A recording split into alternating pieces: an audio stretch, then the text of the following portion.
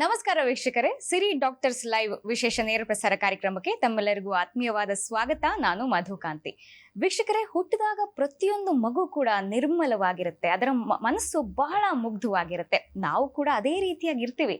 ಆದರೆ ಬೆಳೀತಾ ಬೆಳೀತಾ ವಾತಾವರಣಗಳು, ಪರಿಸ್ಥಿತಿಗಳು ಈ ರೀತಿಯಾಗಿ ಸಾಕಷ್ಟು ಮುಗ್ಧತೆಯನ್ನ ನಾವು ಕಳ್ಕೊಳ್ತಾ ಹೋಗ್ತೀವಿ. ಒಬ್ಬೊಬ್ಬರು ಒಂದೊಂದು ದಿಕ್ಕಲ್ಲಿ ಹೋಗ್ತಾ ಹೋಗ್ತೀವಿ. ಅದೇ ರೀತಿಯಾಗಿ ಮಕ್ಕಳು ಕೂಡ ತಮ್ಮ ಮುಗ್ಧತೆಯನ್ನ ಕಳ್ಕೊಂಡು ಒಂದು ರೀತಿಯಲ್ಲ ಒತ್ತಡದಲ್ಲಿ ಜೀವಿಸ್ತಾರೆ ಅಂತಾನೆ ಹೇಳ್ಬೋದು.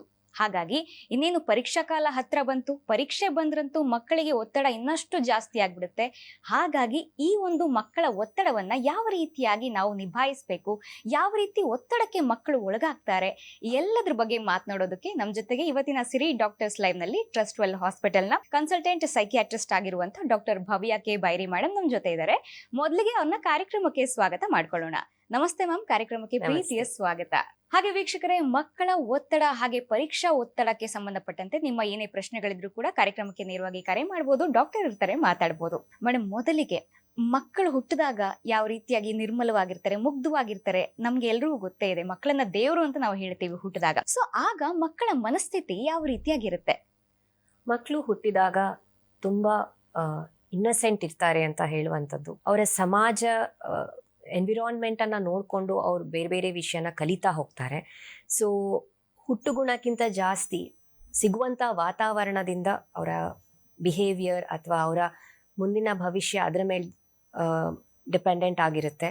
ಸೊ ಯಾವ ಮಕ್ಕಳು ಒಳ್ಳೆ ವಾತಾವರಣದಲ್ಲಿ ಬೆಳೀತಾರೆ, ಒಳ್ಳೆ ಸ್ಕೂಲ್ಗಳಿಗೆ ಹೋಗ್ತಾರೆ, ಸ್ಕೂಲಲ್ಲಿ ವಿದ್ಯಾಭ್ಯಾಸಕ್ಕಿಂತ ಜಾಸ್ತಿ ಬಿಹೇವಿಯರ್ ಕಡೆ ಇಂಪಾರ್ಟೆನ್ಸ್ ಕೊಡ್ತಾರೆ, ಅಂಥ ಮಕ್ಕಳು ಒಳ್ಳೆ ರೀತಿಯಲ್ಲಿ ಬೆಳೀತಾರೆ. ಸೊ ಯಾರಿಗೆ ತುಂಬ ಕೆಟ್ಟ ಸಹವಾಸ ಅಥವಾ ಒಳ್ಳೆ ರೀತಿಯ ಗೈಡೆನ್ಸ್ ಸಿಗದೆ ಇರೋದು ಬಿಹೇವಿಯರ್ ಮೂಲಕ ಆದರೆ ಅಂಥ ಮಕ್ಕಳು ಕ್ರಮೇಣವಾಗಿ ಕೆಟ್ಟದನ್ನು ಕಲಿತು ಅವರ ಬಿಹೇವಿಯರ್ ಎಬ್ನಾರ್ಮಲ್ ಆಗ್ತಾ ಹೋಗುತ್ತೆ. ಮ್ಯಾಮ್, ಹಾಗಾದ್ರೆ ಮಕ್ಕಳು ಬೆಳೀತಾ ಬೆಳೀತಾ ಯಾವ ರೀತಿಯಾದಂತಹ ಒಂದು ಚಿಂತನೆಗಳಿಗೆ ಮಕ್ಕಳ ಮನಸ್ಸು ಬೇಗ ಅಟ್ರಾಕ್ಟ್ ಆಗುತ್ತೆ, ಬೇಗ ಒಪ್ಕೊಳ್ಳುತ್ತೆ ಅಂತ? ಮಕ್ಕಳು ಕೆಟ್ಟದನ್ನ ಸುಲಭವಾಗಿ ಕಲಿತಾರೆ ಅಥವಾ ಕೆಟ್ಟದನ್ನ ಮಾಡಕ್ ಬಯಸ್ತಾರೆ ಅಂತ ನಾವು ನೋಡ್ತಾನೆ ಇರ್ತೀವಿ.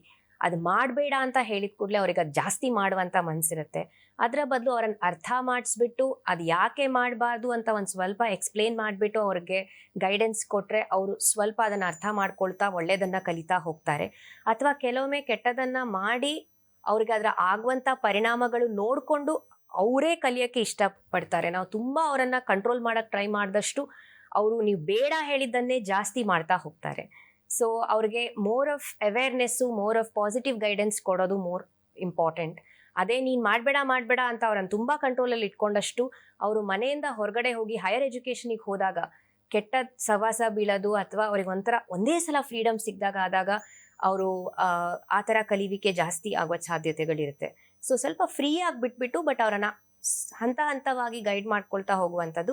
ಮತ್ತು ನಾವು ಅವ್ರಿಗೆ ಹೇಳೋದು, ನಾವು ಬೇರೆ ರೀತಿಯಲ್ಲಿ ಮಾಡೋದು ಅದು ವರ್ಕ್ ಆಗಲ್ಲ. ನಾವು ಅವ್ರಿಗೆ ಮಾಡೆಲ್ಸ್ ತರ ಇರ್ತೀವಿ, ಪೇರೆಂಟ್ಸ್ ಆದವರು ಮಾಡೆಲ್ಸ್ ತರ ಇರ್ತೀವಿ, ಅಥವಾ ಟೀಚರ್ಸ್ ಮಾಡೆಲ್ಸ್ ತರ ಇರ್ತಾರೆ. ನಮ್ಮ ಬಿಹೇವಿಯರ್ ಅನ್ನ ಅವ್ರು ನೋಡ್ಬಿಟ್ಟು ಕಲಿಯೋದು ಜಾಸ್ತಿ ಇರುತ್ತೆ. ಸೊ ನಾವು ಒಳ್ಳೆ ರೀತಿಯಲ್ಲಿ ಬಿಹೇವ್ ಮಾಡಿದಷ್ಟು ಅವ್ರು ಅದನ್ನೇ ಕಲಿತಾರೆ. ಸೊ ಒಳ್ಳೆ ವಾತಾವರಣ ತುಂಬಾ ಮುಖ್ಯ.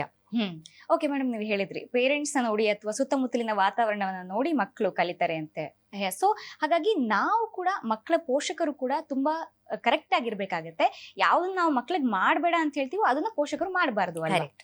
ಓಕೆ, ಹಾಗಾದ್ರೆ ಮ್ಯಾಮ್, ಸುತ್ತಮುತ್ತಲಿನ ವಾತಾವರಣದಲ್ಲಿ ಯಾವ ರೀತಿ ಕೆಟ್ಟದ್ದು ನಡೀತಾ ಇರುತ್ತೆ ಅದನ್ನ ಯಾವ ರೀತಿಯಾಗಿ ಮಕ್ಕಳಿಂದ ನಾವು ತಡಿಬೇಕಾಗತ್ತೆ? ಯಾವ ರೀತಿ ಅವ್ರನ್ನ ಸ್ಟಾಪ್ ಮಾಡ್ಬೇಕು ಅದನ್ನ ಕಲಿದೇ ಇರೋ ರೀತಿಯಲ್ಲಿ? ಅದರ ಪರಿಣಾಮಗಳನ್ನ ಸ್ವಲ್ಪ ಅರ್ಥ ಮಾಡಿಸುವಂಥದ್ದು, ಅಥವಾ ಅದೇ ನಾನು ಹೇಳ್ದಂಗೆ ನಾವ್ ಯಾರು ಅದನ್ನ ಮಾಡದೇ ಇರುವಂಥದ್ದು. ಈಗ ಉದಾಹರಣೆಗೆ ಮೊಬೈಲ್ ಆಡ್ಬೇಡ, ಊಟ ಟೈಮಿಗೆ ಮೊಬೈಲ್ ತರಬೇಡ ಅಂದ್ರೆ ನಾವು ಅದನ್ನ ಮಾಡಬಾರ್ದು.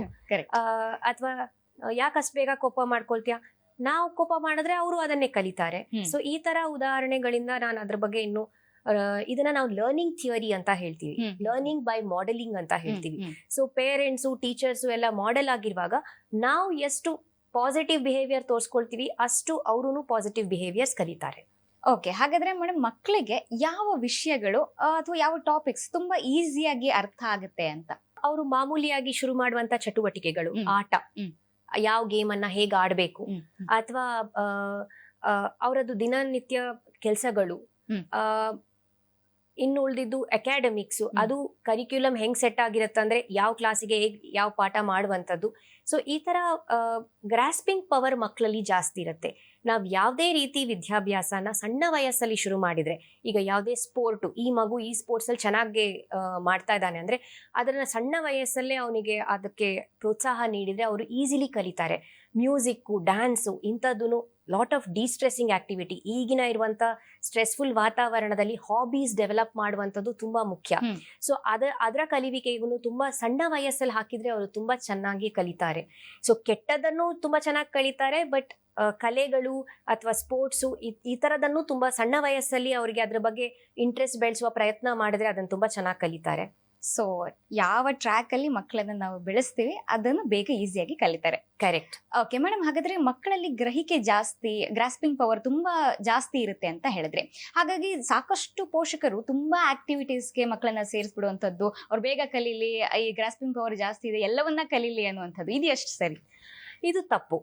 ಐ ಥಿಂಕ್ ಪೋಷಕರು ಫಸ್ಟ್ ಅವರ ಮಕ್ಕಳ ಸ್ಟ್ರೆಂತ್ಸ್ ಮತ್ತೆ ವೀಕ್ನೆಸ್ ಅನ್ನ ಫಸ್ಟ್ ಅರ್ಥ ಮಾಡ್ಕೋಬೇಕು. ಈ ಮಗು ಯಾವ್ದ್ರಲ್ಲಿ ಚೆನ್ನಾಗಿದ್ದಾನೆ, ಪಕ್ಕದ ಮನೆಯವ್ರು ಅದಕ್ಕೆ ಹೋಗ್ತಿದ್ದಾರೆ, ಅದಕ್ಕೆ ಇವನು ಡ್ಯಾನ್ಸ್ಗೆ ಹೋಗ್ಲಿ, ಇವನು ಆ ಆಟಕ್ಕೆ ಹೋಗ್ಲಿ, ಇಲ್ಲ. ಅವನ ಸ್ಟ್ರೆಂತ್ ಏರಿಯಾ ಯಾವುದು, ಅವನ ಇಂಟ್ರೆಸ್ಟ್ ಯಾವುದು, ಅವ್ನು ಯಾವ್ದ್ರ ಕಡೆಗೆ ಜಾಸ್ತಿ ಇಂಟ್ರೆಸ್ಟ್ ತೋರಿಸ್ತಾ ಇದ್ದಾನೆ ಅದ್ರ ಕಡೆ ಅವನನ್ನ ಹಾಕಿ 1-2 ಚಟುವಟಿಕೆಗಳು ಸಾಕು. ಈಗ ಕಲೆ ರಿಲೇಟೆಡ್ ಒಂದು, ಸ್ಪೋರ್ಟ್ಸ್ ರಿಲೇಟೆಡ್ ಒಂದು, ಈ ತರ. ಬಟ್ ಯಾವ್ದು ಚಟುವಟಿಕೆಗಳು ಇಲ್ಲದೆ ಇರೋದನ್ನು ಚೆನ್ನಾಗಿರಲ್ಲ. ಆವಾಗ ಮಕ್ಕಳು ಮನೇಲಿ ಇದ್ಕೊಂಡು ಜಾಸ್ತಿ ಟಿವಿ ನೋಡೋದಾಗ್ಲಿ ಅಥವಾ ಗ್ಯಾಜೆಟ್ಸ್ ಕಡೆ ಇಂಟ್ರೆಸ್ಟ್ ಜಾಸ್ತಿ ಆಗ್ತಾ ಹೋಗುತ್ತೆ. ಮುಂಚೆ ಆದ್ರೆ ಮನೇಲೆ 3-4 ಜನ ಮಕ್ಕಳು ಅವ್ರವ್ರ ಮಧ್ಯೆನೇ ಏನೋ ಆಟ ಆಡ್ಕೊಂತಾ ಇರ್ತಿದ್ರು. ಇವಾಗ ಅವ್ರಿಗೆ ಹೊರಗಡೆ ಹೋದ್ರೂ ಆಟ ಆಡಕ್ಕೆ ಬೇರೆ ಕಂಪನಿ ಸಿಕ್ಲಿಲ್ಲ ಅಂದ್ರೆ, ಅವರ ವಯಸ್ಸಿನ ಮಕ್ಕಳು ಸಿಕ್ಲಿಲ್ಲ ಅಂದ್ರೆ ಅಟ್ಲೀಸ್ಟ್ ಕೆಲವು ಚಟುವಟಿಕೆಗಳು ಹಾಕಿದ್ರೆ ಅಲ್ಲಿ ಫ್ರೆಂಡ್ಸ್ ಮಾಡ್ಕೊಂತಾರೆ, ಅಲ್ಲಿ ಜನರ ಸಂಪರ್ಕ ಸಿಗುತ್ತೆ, ಬೇರೆ ಮಕ್ಳ ಜೊತೆಗೆ ಬೆರೆಯಕ್ಕೆ ಚಾನ್ಸ್ ಸಿಗುತ್ತೆ ಅವ್ರಿಗೆ. ಸೊ ಹಾಬೀಸ್ ಇರೋದು ಇಂಪಾರ್ಟೆಂಟು. ಬರೀ ಓದೋದ್ ಕಡೆ ಮನೆಗೆ ಬಂದು ಬರೀ ಹೋಮ್ ವರ್ಕ್ ಮಾಡು, ಓದು, ಅದ್ ಮಾತ್ರ ಆಕ್ಟಿವಿಟೀಸ್ ಇದ್ರೆ ಮಕ್ಕಳು ಇನ್ನೂ ಒಂಥರ ಅವ್ರಿಗೆ ಯಾವುದೇ ರೀತಿಯಲ್ಲಿ ಕಂಪ್ಲೀಟ್ ಬೆಳವಣಿಗೆ ಸಿಕ್ಕಲ್ಲ. ಓಕೆ, ಹಾಗಾದ್ರೆ ಮೇಡಮ್, ತುಂಬಾ ಮಕ್ಕಳಿಗೆ ಕೆಲವೊಂದಷ್ಟು ವಿಷಯಗಳಲ್ಲಿ ಆಸಕ್ತಿ ಇರೋದಿಲ್ಲ. ಓಕೆ, ನೀವು ಹೇಳಿದ್ರೆ ಸ್ಪೋರ್ಟ್ಸ್ ಇರ್ಬೋದು ಅಥವಾ ಕಲೆ ಇರ್ಬೋದು, ಕೆಲವೊಂದಷ್ಟು ಮಕ್ಕಳಿಗೆ ಆಸಕ್ತಿ ಇರೋದೇ ಇಲ್ಲ, ಏನ್ ಮಾಡ್ಬೇಕು ಅವಾಗ? ಫೋರ್ಸಿಬ್ಲಿ ಅವರನ್ನ ಆ ತರ ಆಕ್ಟಿವಿಟೀಸಿಗೆ ಹಾಕೋದ್ರಲ್ಲಿ ಅರ್ಥ ಇಲ್ಲ.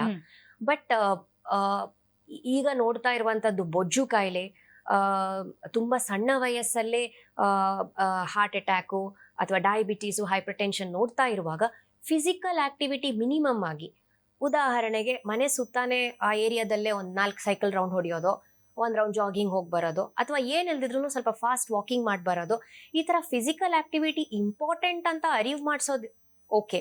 ಬಟ್ ಸ್ಪೋರ್ಟ್ಸ್ ಹೋಗ್ಲೇಬೇಕು, ನೀನ್ ಫುಟ್ಬಾಲ್ ಕಲಿಲೇಬೇಕು, ನೀನ್ ಅಲ್ಲೇ ಕಲಿಲೇಬೇಕು ಅಂತ ಇರುವಂತದ್ದು ನಾಟ್ ರಿಕ್ವೈರ್ಡ್. ಬಟ್ ಅವರ ಬಾಡಿಯನ್ನ ಚೆನ್ನಾಗಿ ಇಟ್ಕೊಳ್ಳಕ್ಕೆ, ಊಟ ಮಾಡಿರೋದನ್ನ ಚೆನ್ನಾಗಿ ಬಾಡಿಗೆ ಒಳ್ಳೆ ರೀತಿಯಲ್ಲಿ ಬೊಜ್ಜು ಕಾಯಿಲೆ ಎಲ್ಲ ಬರದೇ ಇರುವಂತದ್ದಕ್ಕೆ ಅವ್ರು ಏನ್ ಮಾಡ್ಬೇಕು, ಮಿನಿಮಮ್ ಆಕ್ಟಿವಿಟೀಸ್, ಫಿಸಿಕಲ್ ಆಕ್ಟಿವಿಟಿ ಇರೋದು ಇಂಪಾರ್ಟೆಂಟ್. ಇಲ್ಲ ಅಂದ್ರೆ ಸ್ಕೂಲಲ್ಲೂ ಬರೀ ಕುತ್ಕೊಂಡೇ ಇರೋದು, ಮನೇಲೂ ಬಂದು ಟಿವಿ ಎದುರು ಕುತ್ಕೊಂಡೇ ಇರೋದು, ವೇಟ್ ಗೇನ್ ಆಗ್ತಾನೆ ಹೋಗುತ್ತೆ, ಅದು ಅವ್ರಿಗೆ ಅನಾರೋಗ್ಯಕ್ಕೆ ಕಾರಣವಾಗುತ್ತೆ. ಕಂಪಲ್ಸರಿ ಇಂಟ್ರೆಸ್ಟ್ ಇಲ್ಲದೆ ಇರೋ ಆಕ್ಟಿವಿಟೀಸ್ಗೆ ಕಳಿಸುವ ನೆಸೆಸಿಟಿ ಇಲ್ಲ, but physically activity some form ಅಲ್ಲಿ ಇಂಪಾರ್ಟೆಂಟ್ ಅಂತ ಅವ್ರಿಗೆ ಸಣ್ಣ ವಯಸ್ಸಿಂದನೇ ಬೆಳೆಸ್ತಾ ಬಂದ್ರೆ ಆಗ ಅವ್ರು ದೊಡ್ಡವರಾದ್ಮೇಲೂ ಅದ್ರ ಕಡೆ ಗಮನ ಕೊಡ್ತಾರೆ. ಈಗ ಇಲ್ದಿದ್ರೆ ಹೆಚ್ಚಿನವ್ರಿಗೆ ಈಗ ಸೆಡೆಂಟ್ರಿ ವರ್ಕ್, IT ಪ್ರೊಫೆಷನಲ್ಸ್ ಆಗ್ಲಿ, ನಾವು ಡಾಕ್ಟರ್ಸ್ ಆಗ್ಲಿ, ಎಲ್ಲರೂ ಕುತ್ಕೊಂಡೇ ಕೆಲಸ ಮಾಡುವಂಥದ್ದು. ಸೊ ನಾವು ಸಣ್ಣವರಿದ್ದಾಗ್ಲಿಂದಾನೇ 1/2-3/4 ಗಂಟೆ ಡೈಲಿ ನಾವು ವಾಕಿಂಗ್ ಆದ್ರೂ ಮಾಡ್ಲೇಬೇಕು ತರ ನಾವು ಕಲಿತಾ ಹೋದ್ರೆ ಮುಂದೆನೂ ಅದ್ರ ಬಗ್ಗೆ ಸ್ವಲ್ಪ ಅವ್ರ ಅವೇರ್ನೆಸ್ ಇರುತ್ತೆ. ಸೊ ಅಷ್ಟ್ರ ಮಟ್ಟಿಗೆ ಅದು ಸಾಕು. ಓಕೆ ಮ್ಯಾಮ್, ಕೆಲವೊಬ್ರು ಪೇರೆಂಟ್ಸ್ ಅಥವಾ ಮಕ್ಕಳು ಕಂಪ್ಲೇಂಟ್ ಮಾಡೋದು ನಾವು ಕೇಳಿದ್ದೀವಿ. ಅಂದ್ರೆ ಈಗ ಸ್ಕೂಲು ಮುಗಿಸ್ಕೊಂಡು ಬಂದು ನಮ್ಗೆ ಅಲ್ಲೂ ಸ್ಟ್ರೆಸ್ ಆಗಿರುತ್ತೆ, ಮತ್ತೆ ಆಕ್ಟಿವಿಟಿಗೆ ಹೋಗಕ್ಕಾಗಲ್ಲ, ರೆಸ್ಟ್ ಮಾಡ್ಬೇಕು ಅನ್ನುವಂಥದ್ದು, ಇದು ಮಕ್ಕಳ ಏಜ್ಗೆ ಓಕೆನಾ ಅಂತ? ತೀರಾ ಮಕ್ಕಳ ಮಾತು ಕೇಳಕ್ಕೂ ಆಗಲ್ಲ. ಯಾಕಂದ್ರೆ ಅವ್ರಿಗೆ ಬಿಟ್ರೆ ಸುಮ್ನೆ ಮನೇಲೆ ಆರಾಮಾಗಿರೋದು ಪ್ರಿಫರ್ ಮಾಡ್ತಾರೆ. ಬಟ್ ಸ್ವಲ್ಪ ಪುಷ್ ಕೊಡೋದು, ಅವ್ರಿಗೆ ಹೋಗಿ ಅದು ಇಷ್ಟ ಆಗ್ತಾ ಇದೆಯಾ, ನೀನು 4 ಕ್ಲಾಸ್ ಹೋಗಿ ನೋಡು ಅಂತ ಸ್ವಲ್ಪ ಪುಷ್. ಬಟ್ ಅದು ಕೊಡುವಾಗ ಅಲ್ಲಿ ಹೋದ್ರೆ ತುಂಬಾ ಚೆನ್ನಾಗಿ ಹೇಳ್ಕೊಡ್ತಾರಂತ ಎಲ್ಲೋ ಇನ್ನೊಂದಿಷ್ಟು ಟ್ರಾವೆಲಿಂಗ್ ಇಟ್ಕೊಂಡು ಬೆಂಗಳೂರಲ್ಲಿ ಸಾಧ್ಯವಾಗಲ್ಲ. ಮನೆ ಹತ್ರ ಅವ್ರಿಗೆ ಈಸಿಲಿ ಹೋಗಿ ಬರಕ್ ಆಗುವಂಗೆ, ಸೊ ದಟ್ ಹೋಮ್ ವರ್ಕ್ ಮುಗಿಸಿನೂ ಅದ್ ಮಾಡುವಂತ ಅವ್ರಿಗೆ ಟೈಮ್ ಸಿಗತ್ತೆ. ಅಥವಾ 5 days a week ಸ್ಕೂಲ್ ಇರೋರಿಗೆ ವೀಕೆಂಡ್ಸ್ ಆ ತರ ಆಕ್ಟಿವಿಟೀಸ್ ಇಟ್ಕೋಬಹುದು. ಸೊ ಅದು ಅವ್ರಿಗೆ ಯಾವ ರೀತಿ ಅನುಕೂಲವಾಗಿ ಎಕ್ಸ್ಟ್ರಾ ಸ್ಟ್ರೆಸ್ ಆಡ್ ಆಗದೆ ಮಾಡಕ್ಕಾಗತ್ತೆ ಆ ತರದ್ರಲ್ಲಿ ಮಾಡುವಂತದ್ದು ಬೆಟರ್. ಮೇಡಮ್ ಈಗ ಸಾಕಷ್ಟು ನಾವು ಪೋಷಕರ ಪಾಯಿಂಟ್ ಆಫ್ ವ್ಯೂ ಅಲ್ಲೇ ನಾವು ಮಾತನಾಡ್ತಾ ಇದ್ದೀವಿ. ಪೋಷಕರಿಗೆ ಯಾವ ರೀತಿಯಾಗಿ ನಾವು ಹ್ಯಾಂಡಲ್ ಮಾಡ್ಬೇಕು, ಅವ್ರು ಯಾವ ರೀತಿಯಾಗಿರ್ಬೇಕು ಎಲ್ಲವನ್ನ ಮಾತಾಡ್ತಾ ಇದೀವಿ. ಈಗ ಮಕ್ಕಳ ಪಾಯಿಂಟ್ ಆಫ್ ವ್ಯೂಗೆ ಬರೋಣ ಮ್ಯಾಮ್. ಅವರಿಗೆ ಆಕ್ಚುಲಿ ಸ್ಟ್ರೆಸ್ ಇರೋದು. ಹಾಗಾಗಿ ಈಗ ಮಕ್ಕಳು ಸಾಕಷ್ಟು ತರಲೆ ತುಂಟಾಟಗಳು ಎಲ್ಲವೂ ಇದ್ದೇ ಇರುತ್ತೆ. ಅದು ಈಗಿನ ಜನರೇಷನ್ ಮಕ್ಕಳಲ್ಲಂತೂ ಹೈಪರ್ ಆಗಿರುತ್ತೆ. ಸೊ ಒಂದು ಮಗು ನಿಮ್ಮ ಒಂದು ಕನ್ಸಲ್ಟೇಷನ್ ಬಂದಾಗ ಆಸ್ ಅ ಪೇರೆಂಟ್ ಆ ಒಂದು ಸಮಸ್ಯೆನ ಯಾವ ರೀತಿಯಾಗಿ ನೋಡ್ತೀರಾ, ಆಸ್ ಅ ಡಾಕ್ಟರ್ ಯಾವ ರೀತಿಯಾಗಿ ಆ ಒಂದು ಸಮಸ್ಯೆ ನೋಡ್ತೀರಾ ಅಂತ? ಇದು ತುಂಬಾ ಇಂಟ್ರೆಸ್ಟಿಂಗ್ ಕ್ವೆಶ್ಚನ್. ಬಿಕಾಸ್ ನಾನು ಎಷ್ಟೊಂದು ಸಲ ನನ್ನ ಪೇಷಂಟ್ಸ್ ಹತ್ರ ಮಾತಾಡುವಾಗ, ಪೇರೆಂಟ್ಸ್ ಹತ್ರ ಮಾತಾಡುವಾಗ ಹೇಳಿರ್ತೀನಿ, ಇದು ನಾರ್ಮಲ್, ಇದು ಅಬ್ನಾರ್ಮಲ್ ಆಗಿ ನೀವು ಅಥವಾ ಏನೋ ಒಂದು ಮಾನಸಿಕ ತೊಂದರೆ ಥರ ನೋಡಬೇಡಿ ಅಂತ ಹೇಳಿರುವಂಥದ್ದು ತುಂಬ ಇದೆ. ಉದಾಹರಣೆಗೆ ಹೇಳಬೇಕು ಅಂದರೆ, ನನ್ನ ಮಗ ಎಷ್ಟು ಸಲ ಸಂಜೆ ನಾನು ಹೇಳಿದ್ರು ಹೋಮ್ವರ್ಕಿಗೆ ಕುತ್ಕೊಳ್ಳೋದೇ ಇಲ್ಲ ಮೇಡಮ್, ಅದು ನನಗೆ ಟೆನ್ಷನ್ ಆಗಿ ಸ್ಟ್ರೆಸ್ ಆಗಿ ನಾನೀಗ ನಿಮ್ಮ ಹತ್ರ ಬರುವಂಗಾಗಿದೆ ಅಂತ ಹೇಳ್ತಾರೆ. ಅದು ಕಾಮನ್. ಮಕ್ಕಳಿಗೆ ಇಡೀ ದಿನ ಅಕಾಡೆಮಿಕ್ಸ್ ಅಂತ ಸ್ಕೂಲಲ್ಲಿ ಕೂತಿದ್ದಾಗ ಸಂಜೆ ಹೊತ್ತು ಅವ್ರಿಗೆ ಆಟ ಆಡೋ ಮನ್ಸು ಇದ್ದೇ ಇರುತ್ತೆ, ಅವ್ರಿಗೆ ಕುತ್ಕೊಂಡು ಹೋಮ್ವರ್ಕ್ ಮಾಡೋ ಮನ್ಸು ಇರಲ್ಲ. ಸೊ ಅದನ್ನ ನಾವೇನ್ ಮಾಡ್ಬೇಕು ಅಂದ್ರೆ ಅವ್ರಿಗೆ ರಿವಾರ್ಡ್ ಅನ್ನ ಪೆಂಡಿಂಗ್ ಇಡ್ಬೇಕು. ಈಗ ನೀನ್ ಫಸ್ಟ್ ಬರೀ, ನೀನ್ ಮುಗ್ಸು, ನಾನು ಹಿಂಗ್ ಆಡ್ಲಿಕ್ಕೆ ಹೋಗಕ್ ಬಿಡ್ತೀನಿ, ಅಥವಾ ನಿನ್ ಫೇವ್ರೇಟ್ ಊಟ ಇವತ್ ಮಾಡ್ಕೊಡ್ತೀನಿ, ಈ ತರ ಯಾವ್ದಾದ್ರು ಒಂದ್ ರೀತಿ ನಾವು ಬ್ರೈಬಿಂಗ್ ಅಲ್ಲ, ಬಟ್ ಅವ್ರಿಗೆ ನಾನ್ ಮಾಡಿದ್ರೆ ನನ್ಗೆ ಏನೋ ಒಂದ್ ಸಿಗುತ್ತೆ, ನಾನ್ ಮಾಡ್ಲಿಲ್ಲ ಅಂದ್ರೆ ಅದ್ ಸಿಗಲ್ಲ, ಆ ತರ ಒಂದು ಮೈಂಡ್ ಸೆಟ್ ಯೂಸ್ ಮಾಡಿದಾಗ ಮಕ್ಳು ಈಸಿಲಿ ಆ ಮಾತು ಕೇಳ್ತಾರೆ. ಇನ್ ಕೆಲವು ಮಕ್ಳಿದ್ದಾರೆ ನನ್ ಕ್ಲಿನಿಕ್ಗೆ ಬಂದ್ರೆ ಅವರು ಒಂದ್ ಕಡೆ ಕುತ್ಕೊಳ್ಳಲ್ಲ. ಸೊ ನಾವ್ ಅದನ್ನ ADHD ಅಂತ ಕರಿತೀವಿ, attention deficit hyperactivity disorder. ಇಂಥ ಮಕ್ಳು ಜೊತೆಗೆ ಪೇರೆಂಟ್ಸಿಗೆ ಸ್ವಲ್ಪ ಜಾಸ್ತಿನೇ ಕಷ್ಟ. ಯಾಕಂದ್ರೆ ಅವ್ರದ್ದು ಬ್ರೈನ್ ಸರ್ಕ್ಯೂಟ್ಸ್ ಹೆಂಗಿರುತ್ತೆ ಅಂದ್ರೆ ಅವ್ರಿಗೆ ಏಕಾಗ್ರತೆ ಸ್ವಲ್ಪ ಕಡಿಮೆ. ಅವ್ರಿಗೆ ಒಂದ್ ಕಡೆ ಕುತ್ಕೊಳಕ್ ಆಗಲ್ಲ, ಒಂದ್ 5 ನಿಮಿಷಕ್ಕಿಂತ ಜಾಸ್ತಿ ಒಂದ್ ಕಡೆ ಕುತ್ಕೊಂಡ್ ಬರೆಯಕ್ ಆಗಲ್ಲ. ಸೊ ಅಮ್ಮ ಪಕ್ಕದಲ್ಲಿ ಕೂತ್ರೆ ಮಾತ್ರ ಬರೀತಾರೆ. ಸಣ್ಣ ವಯಸ್ಸಲ್ಲಿ ಅದು ಪರವಾಗಿಲ್ಲ, ಅಮ್ಮ ಪಕ್ಕದಲ್ಲಿ ಕುತ್ಕೊಳಕ್ ಆಗತ್ತೆ, ಹೋಮ್ ವರ್ಕು ಕಡಿಮೆ ಇರುತ್ತೆ, ಆವಾಗ ಅದು ಸಾಧ್ಯವಾಗಿರುತ್ತೆ. ಹೈಯರ್ ಕ್ಲಾಸಸ್ ಅಲ್ಲಿ ಹೋದ್ಮೇಲೂ ಈ ಪ್ರಾಬ್ಲಮ್ ಕಂಟಿನ್ಯೂ ಆದ್ರೆ ಪೇರೆಂಟ್ಸ್ಗೆ ತುಂಬಾ ಕಷ್ಟ. ಸೊ ಕನ್ಸಲ್ಟೇಷನ್ ರೂಮ್ ಅಲ್ಲೂ ಒಂದ್ ಕಡೆ ಕುತ್ಕೊಳ್ಳಲ್ಲ ಅವರು, ಅಲ್ಲಿ ಇಲ್ಲಿ ಅದಕ್ಕೆ ಕೈ ಹಾಕೋದು, ಇದಕ್ಕೆ ಕೈ ಹಾಕೋದು. ಸೊ ಸ್ವಲ್ಪ ಮಟ್ಟಿಗೆ ಹೈಪರ್ ಆಕ್ಟಿವಿಟಿ ನಾರ್ಮಲ್, ಬಟ್ ತುಂಬಾ ಈ ತರ ಮಾಡ್ತಾ ಇರುವ ಮಕ್ಕಳು ಕ್ಲಾಸಲ್ಲೂ ಬೇರೆ ಮಕ್ಳಿಗೆ ತುಂಬಾ ತೊಂದರೆ ಕೊಡ್ತಾ ಇರ್ತಾರೆ. ಸೊ ಪೇರೆಂಟ್ಸ್ ಟೀಚರ್ಸ್ ಮೀಟಿಂಗ್ ಹೋದ್ರೆ ಸಾಕು, ಬರೀ ಕಂಪ್ಲೇಂಟ್, ನಿಮ್ ಮಗ ಕುತ್ಕೊಳ್ಳಲ್ಲ ಒಂದ್ ಕಡೆ, ಯಾವಾಗ್ಲೂ ಬೇರೆ ಮಕ್ಳಿಗೆ ತೊಂದರೆ ಕೊಡ್ತಾನೆ, ಅವ್ನು ಬೇಗ ಬರ್ದ್ ಮುಗಿಸ್ತಾನೆ, ಅವ್ನು ತುಂಬಾ ಫಾಸ್ಟ್ ಇದ್ದಾನೆ, ಹೈಪರ್ ಇದ್ದಾನೆ, ಫಾಸ್ಟ್ ಇದ್ದಾನೆ, ಬಟ್ ಅವ್ನು ಬೇಗ ಮುಗಿಸಿದ್ಮೇಲೆ ಬೇರೆ ಮಕ್ಳು ಅವ್ರಿಗೆ ಬರೆಯಕ್ ಬಿಡಲ್ಲ, ಮಾತಾಡಿಸ್ತಾ ಇರ್ತಾನೆ ಬೇರೆ ಮಕ್ಳಿಗೆ ಅಂತ. ಸೊ ಈ ತರ ತುಂಬಾ ತೊಂದರೆ ಆಗುವಂತದ್ದನ್ನ ನಾವು ಟ್ರೀಟ್ಮೆಂಟ್ ಕೊಡ್ಬೇಕಾಗತ್ತೆ. ಇದಕ್ಕೆ ಆದಂತ ಥೆರಪಿ, ಮಾತ್ರೆಗಳು ಎಲ್ಲ ಇದೆ. ಸೊ ಆವಾಗ ಕನ್ಸಲ್ಟೇಷನ್ ಕರಿತೀವಿ, ಅಂತ ಮಕ್ಳಿಗೆ ನಾವು ಟ್ರೀಟ್ಮೆಂಟ್ ಕೊಡ್ತೀವಿ. ಇನ್ ಕೆಲವುದು ನಾವು ಏನ್ ಎನ್ಸ್ಕೊಳ್ತೀವಿ ಅಂದ್ರೆ, ಮ್ಯಾಮ್ ಈಗ ಅಂತ ಮಕ್ಕಳಿಗೆ ಟ್ರೀಟ್ಮೆಂಟ್ ಕೊಡ್ಲೇಬೇಕಾ, ಅಥವಾ ಕೊಡದೇ ಇದ್ರು ಅಥವಾ ಬೆಳಿತಾ ಬೆಳಿತಾ ಸರಿ ಹೋಗ್ತಾರೆ, ಆ ರೀತಿಯಾಗಿರುತ್ತಾ ಅಂತ? ಇಲ್ಲ, attention deficit hyperactivity disorder ಅಂತ ನಾವೇನ್ ಕರಿತೀವಿ ಅಂತ ಮಕ್ಕಳಿಗೆ ಟ್ರೀಟ್ಮೆಂಟ್ ಬೇಕು. ಯಾಕಂದ್ರೆ ಈ ವರ್ಷದ ಅಕಾಡೆಮಿಕ್ಸ್ ಈ ವರ್ಷ ಅವ್ರು ಸರಿಯಾಗಿ ಕಲೀಲಿಲ್ಲ, ಏಕಾಗ್ರತೆ ಕಡಿಮೆ ಆದ್ರೆ ಅಂದ್ರೆ ಅವರು ನೆಕ್ಸ್ಟ್ ಕ್ಲಾಸಿಗೆ, ಈಗ ಈಗಿನ ನಾರ್ಮ್ಸ್ ಪ್ರಕಾರ ಯಾರನ್ನು ಫೇಲ್ ಮಾಡಲ್ಲ ಅಷ್ಟು ಈಸಿಲಿ. 10ನೇ ಕ್ಲಾಸ್ ತನಕ ಹೆಂಗೋ ಎಲ್ಲಾ ಸ್ಕೂಲಲ್ಲಿ ದೂಡ್ತಾರೆ, ಫೇಲ್ ಮಾಡಬಾರ್ದು, ಮಕ್ಳಿಗೆ ಸ್ಟ್ರೆಸ್ ಆಗತ್ತೆ ಅಂತ ಒಂದು ಈಗಿನ ಟ್ರೆಂಡ್. ಸೊ ಅದರ ಪ್ರಕಾರವಾಗಿ ಅವ್ರು 1ನೇ ಕ್ಲಾಸ್ ಸಿಲೆಬಸ್ ಅನ್ನ 1ನೇ ಕ್ಲಾಸ್ ಅಲ್ಲಿ ಕಲೀಲಿಲ್ಲ, 2ನೇ ಕ್ಲಾಸಿಗೆ ಹೋಗುವಾಗ ಅವ್ರಿಗೆ ಇನ್ನೂ ತೊಂದರೆ ಆಗುತ್ತೆ. ಸೊ ಅದು ಅವರ ಪ್ರಾಬ್ಲಮ್ ಅಲ್ಲ, ಇದು ಅಟೆನ್ಷನ್ ಪ್ರಾಬ್ಲಮ್. ಅಂದ್ರೆ ಇದಕ್ಕೆ ಸರಿಯಾದಂತ ಟ್ರೀಟ್ಮೆಂಟ್ ಬೇಕು. ಸೊ ಮೈಲ್ಡ್ ಹೈಪರ್ ಆಕ್ಟಿವಿಟಿ, 4ನೇ ವರ್ಷಕ್ಕೆ ನಾಯಿ ಬುದ್ಧಿ, ಅದು ಇದು ಅಂತ ಹೇಳುವಂತದ್ದು ಇಟ್ಸ್ ಓಕೆ. ಬಟ್ ತೀರಾನೇ ಕ್ಲಾಸಲ್ಲಿ ಕುತ್ಕೊಳ್ತಾನೆ ಇಲ್ಲ, ಮನೇಲಿ ಒಂದ್ 5 ನಿಮಿಷ ಕುತ್ಕೊಂಡು ಒಂದು ಆಕ್ಟಿವಿಟಿ ಕಂಪ್ಲೀಟ್ ಮಾಡಲ್ಲ, ಒಂಚೂರು ಹಾರ್ನ್ ಸೌಂಡ್ ಆಯ್ತು, ಬೆಲ್ ಸೌಂಡ್ ಆಯ್ತು, ಎದ್ ಬಿಡ್ತಾರೆ ಅಂದ್ರೆ ಅಂತ ಮಕ್ಳಿಗೆ ಟ್ರೀಟ್ಮೆಂಟ್ ಬೇಕು. ಸೊ ಇದ್ರ ಕಡೆಗೆ ಪೇರೆಂಟ್ಸ್ ಗಮನ ಕೊಟ್ಬಿಟ್ಟು ಅವ್ನ್ ಯಾಕೆ ಕುತ್ಕೊಂತಿಲ್ಲ, ಅದು ಅವನದೇ ಪ್ರಾಬ್ಲಮ್ ಅಥವಾ ಬೇರೆ ಏನಾದ್ರೂ ಟ್ರೀಟ್ಮೆಂಟ್ ಬೇಕಾಗುವಂತ ಕಾಯಿಲೆಯ, ಅದ್ರ ಕಡೆ ಹೋಗಿ ತೋರಿಸ್ಕೊಳ್ಳೋದು ತುಂಬಾ ಮುಖ್ಯವಾಗಿದೆ. ಸೊ ಅದು ಆದಷ್ಟು ಬೇಗ ಬಂದಷ್ಟು ಅರ್ಲಿ ಇಂಟರ್ವೆನ್ಷನ್ ಇದರಲ್ಲಿ ತುಂಬಾ ಒಳ್ಳೆ ರಿಸಲ್ಟ್ಸ್ ಕೊಡತ್ತೆ. ಆಗ ಅವ್ರ ಹೈಸ್ಕೂಲಿಗೆ ಬರೋಷ್ಟ್ರಲ್ಲಿ ಇದು ಒಂದ್ ರೀತಿ ಅವ್ರಿಗೆ ಸ್ವಲ್ಪ ತಾಳ್ಮೆ, ಒಂದ್ ಕಡೆ ಕುತ್ಕೊಳ್ಳುವಂತದ್ದು ಕಲಿತಾರೆ.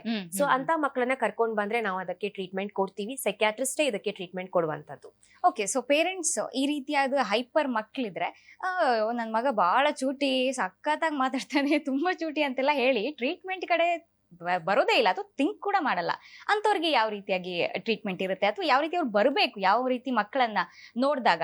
ಅದೇ, ಈಗ ಕೆಲವರು ಒಂದು ಸೆಂಟೆನ್ಸ್ ಕಂಪ್ಲೀಟ್ ಮಾಡಕ್ ಬಿಡಲ್ಲ, ಆ ಲೆವೆಲ್ ಮಾತು, ಅಥವಾ ಕಂಟಿನ್ಯೂಸ್ ಮಾತಾಡ್ತಾನೆ ಇರ್ತಾರೆ, ಬೇರೆಯವರು ಮನೇಲಿ ದೊಡ್ಡವ್ರಿಗೆ ಮಾತಾಡಕ್ ಬಿಡಲ್ಲ, ಕ್ಲಾಸಲ್ಲೂ ಹಿಂಗೆ ಮಾಡ್ತಾರೆ.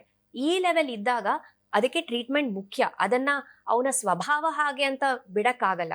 ಇದು ಪ್ರಾಬ್ಲಮ್, ಇದು ಒಂದು ಮಿತಿ ಮೀರ್ತಾ ಇದೆ ಅಂತ ಅದಕ್ಕೆ ಟ್ರೀಟ್ಮೆಂಟ್ ಕೊಡ್ಸುವಂತದ್ದು ಮುಖ್ಯವಾಗುತ್ತೆ. ಸೊ ಅಂತ ಅವ್ರು ಬರ್ಬೇಕು.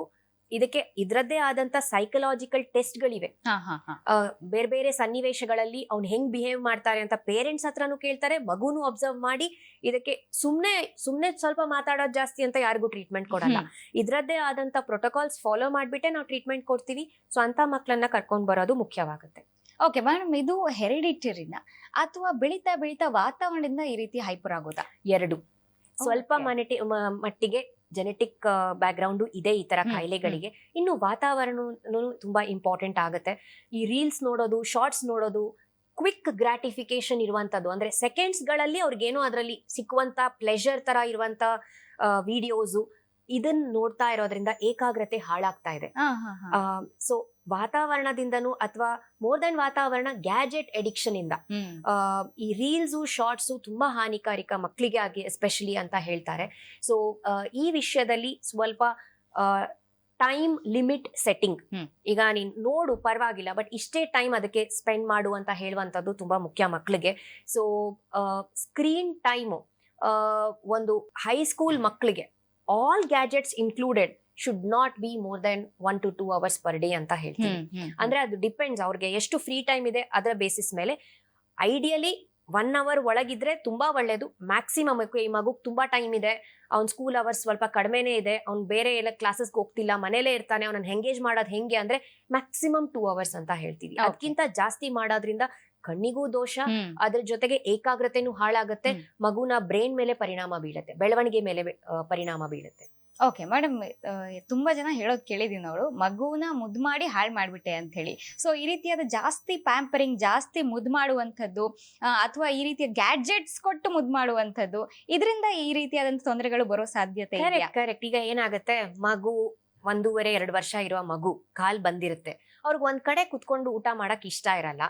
ಅಮ್ಮಂಗೆ ಓಡಾಡಕ್ಕೆ ಅವ್ರಿಗೆ ಸುಸ್ತಾಗಿರುತ್ತೆ. ಬೆಳಗಿಂದ ವರ್ಕಿಂಗ್ ಲೇಡಿ ಇದ್ರೆ ಅಥವಾ ಬೆಳಗಿಂದ ನಾನ್ ಕೆಲಸ ಮಾಡ್ತಾನೆ ಇದ್ದೆ, ಇನ್ ಎಷ್ಟು ಅವ್ನ ಹಿಂದೆ ಓಡಾಡೋದು ಅಂತ ಏನ್ ಮಾಡ್ತಾರೆ, ಬಾ ಪುಟ ಇಲ್ಲಿ ಕುತ್ಕೋ, ಫೋನ್ ಇಟ್ಕೋ, ಮೊಬೈಲ್ ಹಂಗ ಅವರೇ ಅಭ್ಯಾಸ ಮಾಡ್ತಾರೆ. ಆಮೇಲೆ ಏನಾಗುತ್ತೆ, ಮಗು ತಾನೇ ತಿನ್ನುವಂತ ಹಂತಕ್ ಬಂದ್ರೂನು ಅವ್ರಿಗೆ ಟಿವಿ ಎದ್ರನೆ ಕುತ್ಕೋಬೇಕು, ಅವ್ರಿಗೆ ಏನ್ ತಿಂತಾ ಇದಾರೆ ಅದನ್ನೂ ಅರಿವಿರಲ್ಲ. ಸೊ ಅವ್ರಿಗೆ ಸೆಟೈಟಿ ಸೆಂಟರು ಡೆವಲಪ್ ಆಗಲ್ಲ. ಅಂದ್ರೆ ಯಾವಾಗ ಸಾಕು ಹೇಳ್ಬೇಕು, ಆ ಬ್ರೈನ್ಗೆ ತಾನೇನ್ ತಿಂತಿದ್ದೀನಿ, ಎಷ್ಟು ಬೇಕು ಅಂತ ಇರುವಂತ ಕೆಪಾಸಿಟಿನೂ ಹೋಗ್ಬಿಡತ್ತೆ. ಅದರಿಂದನೇ ಬೊಜ್ಜು ಕಾಯಿಲೆ ಜಾಸ್ತಿನೂ ಆಗಿದೆ. ಸೊ ಅದು ಗ್ಯಾಜೆಟ್ಸ್ ಇಲ್ಲದೆ ಊಟ ಮಾಡುವಂಥದ್ದು, ಟಿವಿ ಇಲ್ಲದೆ ಊಟ ಮಾಡುವಂಥದ್ದು, ಮನೆಯಲ್ಲಿ ಎಲ್ಲರೂ ಒಟ್ಟಿಗೆ ಕುತ್ಕೊಂಡು ಊಟ ಮಾಡುವಂತ ಪದ್ಧತಿ ಮುಂಚೆ ಏನಿತ್ತು ಅದನ್ನ ಈಗ್ಲೂ ಅಟ್ಲೀಸ್ಟ್ 1 meal per day ಒಟ್ಟಿಗೆ ಮಾಡಿ, ಮನೆಯಲ್ಲಿ ಡಿನ್ನರ್ ಎಸ್ಪೆಷಲಿ ಒಟ್ಟಿಗೆ ಮಾಡೋದ್ರಿಂದ ಇಡೀ ದಿನ ನಡೆದಿರುವಂತ ಇನ್ಸಿಡೆಂಟ್ಸ್ ಅನ್ನ ಮನೇಲಿ ಡಿಸ್ಕಸ್ ಮಾಡಿ, ಪೇರೆಂಟ್ಸು ಮಕ್ಳಿಗೆ ಅವ್ರ ಅನುಭವಗಳನ್ನ ಶೇರ್ ಮಾಡ್ಕೊಳ್ಳೋದು. ನನ್ ವರ್ಕ್ ಪ್ಲೇಸ್ ಅಲ್ಲಿ ಹಿಂಗಾಯ್ತು, ಇವತ್ ನಾನು ರೋಡಲ್ಲಿ ಹೋಗುವಾಗ ಹಿಂಗಾಯ್ತು, ಉದಾಹರಣೆ ಕೊಟ್ಟು ಹೇಳೋದ್ರಿಂದ ಮಕ್ಕಳಿಗೆ ತುಂಬಾ ಲೈಫ್ ಎಕ್ಸ್ಪೀರಿಯನ್ಸಸ್ ಶೇರ್ ಮಾಡೋದು ಮುಖ್ಯ. ಆಗ ಮಕ್ಕಳು ಓಪನ್ ಅಪ್ ಆಗಕ್ ಶುರು ಮಾಡ್ತಾರೆ. ಇವತ್ ನನ್ ಸ್ಕೂಲಲ್ಲಿ ಇನ್ನೊಬ್ನು ಹುಡುಗ ನನ್ನ ದೂಡ್ದ ಬೀಳಿಸ್ದ, ಏನೇನೋ ಕತೆಗಳು ಹೊರಗ್ ಬರಕ್ ಶುರು ಆಗ್ತಾರೆ, ಮಕ್ಳನ್ನು ಮಾತಾಡಕ್ ಶುರು ಮಾಡ್ತಾವೆ. ಸೊ ಅದಕ್ಕೆ ಒಟ್ಟಿಗೆ ಊಟ ಮಾಡೋ ಪದ್ಧತಿನ ಶುರು ಮಾಡ್ಕೊಳ್ಳೋದು ತುಂಬಾ ಮುಖ್ಯ. ಮನೇಲಿ ಅಟ್ಲೀಸ್ಟ್ 1 meal per day ಎಲ್ಲ ಒಟ್ಟಿಗೆ ಊಟ ಮಾಡೋದ್ರಿಂದ ಒಂದು ಇಮೋಷನಲ್ ಬಾಂಡಿಂಗ್ ಇರುತ್ತೆ ಫ್ಯಾಮಿಲಿ ಮೆಂಬರ್ಸ್ ಮಧ್ಯ. ಸೊ ಟಿವಿ ಎದುರು ಕುತ್ಕೊಂಡು ಊಟ ಮಾಡೋದು, ಮಕ್ಳಿಗೆ ಮೊಬೈಲ್ ಕೊಡೋದು ಊಟದ ಟೈಮಿಗೆ ಅವಾಯ್ಡ್ ಮಾಡಿ. ಸಣ್ಣ ವಯಸ್ಸಲ್ಲೇ ಅದನ್ನ ಆದಷ್ಟು ಅವಾಯ್ಡ್ ಮಾಡಿ. ಕಷ್ಟ ಆದ್ರೂ ಪರವಾಗಿಲ್ಲ, ಬಟ್ ಇದು ಮಗು ಬೆಳವಣಿಗೆಗೆ ಮುಖ್ಯ ಅಂತ ನೀವು ಬಿಗಿನಿಂಗ್ ಇಂದಾನೆ ಮೊಬೈಲ್ ಕೊಡದೆ ಅಭ್ಯಾಸ ಮಾಡಿದ್ರೆ ಆಮೇಲೆ ಅದನ್ನ ಬಿಡಿಸುವಂತ ಕಷ್ಟ ಕೆಲಸ ಇರಲ್ಲ. ಓಕೆ ಮೇಡಮ್, ಜೊತೆಲಿ ಕುತ್ಕೊಂಡು ಊಟ ಮಾಡಿದ್ರೆ ಅಥವಾ ಜೊತೆಲಿ ಪೋಷಕರು ಅವರ ಎಮೋಷನ್ಸ್ ಅನ್ನ ಅಥವಾ ಅವರ ದಿನಚರಿಯನ್ನ ಶೇರ್ ಮಾಡಿದ್ರೆ ಮಕ್ಕಳು ಕೂಡ ಶೇರ್ ಮಾಡ್ತಾರೆ ಅಂತ ಹೇಳ್ತಾ ಇದ್ದೀರಾ. ಎಸ್ ಮೇಡಮ್, ಈಗ ಮಕ್ಕಳಿಗೆ ಸ್ಕೂಲ್ಗೆ ಹೋಗೋದು ಅಂದ್ರೇನೆ ಅಲರ್ಜಿ. ಈ ಸ್ಕೂಲ್ಗೆ ಹೋಗು ಅಂದ್ರೆ ಆಗಲ್ಲ. ಕೆಲವೊಂದು ಮಕ್ಕಳಿಗೆ ಈ ರೀತಿಯಾಗಿರುತ್ತೆ, ಸ್ಕೂಲ್ ಅಂತ ಪದ ಕೇಳಿದ್ರೇನೆ ಅವ್ರಿಗೆ ಏನೇನೋ ಆಗ್ತಾ ಇರುತ್ತೆ, ಅಥವಾ ಯಾಕಪ್ಪ ಹೋಗ್ಬೇಕು ಅನ್ನುವಂಥದ್ದು ಇರುತ್ತೆ. ಈ ರೀತಿ ಯಾಕೆ ಆಗುತ್ತೆ? ಕೆಲವೊಂದು ಮಕ್ಕಳಿಗೆ ಈ ರೀತಿಯಾಗಿ ಇರುವಂತ ಈ ಸಮಸ್ಯೆ ಏನ್ ಸ್ಕೂಲಿಂದ? ಈಗ ಕರೆಕ್ಟ್. ಈಗ ಮಕ್ಕಳಿಗೆ ಸ್ಕೂಲಿಗೆ ಹೋಗೋದಂದ್ರೇನೆ ಒಂದು ಸ್ಟ್ರೆಸ್ ತರ ಪ್ರಾಬ್ಲಮ್ ಸ್ಟಾರ್ಟ್ ಆಗಿದೆ. ಅದು ಅಕಾಡೆಮಿಕ್ ಪ್ರೆಷರಾ ಅಥವಾ ಕೆಲವುದು ಸೆನ್ಸಿಟಿವ್ ಇಶ್ಯೂಸ್ ಇದೆ. ಬುಲಿಯಿಂಗ್ ಇನ್ ಸ್ಕೂಲ್, ನೀನ್ ತುಂಬಾ ದಪ್ಪ ಇದ್ಯಾ, ನೀನ್ ಹಂಗಿದ್ಯಾ, ನೀನ್ ಹೀಗಿದ್ಯಾ ಅಂತ ಬೇರೆ ಮಕ್ಕಳು ಏನ್ ಆಡ್ಕೊಂತಾರೆ, ಕೆಲವೊಮ್ಮೆ ಅದರಿಂದ ಅವರು ಸ್ಕೂಲಿಗೆ ಹೋಗಲ್ಲ.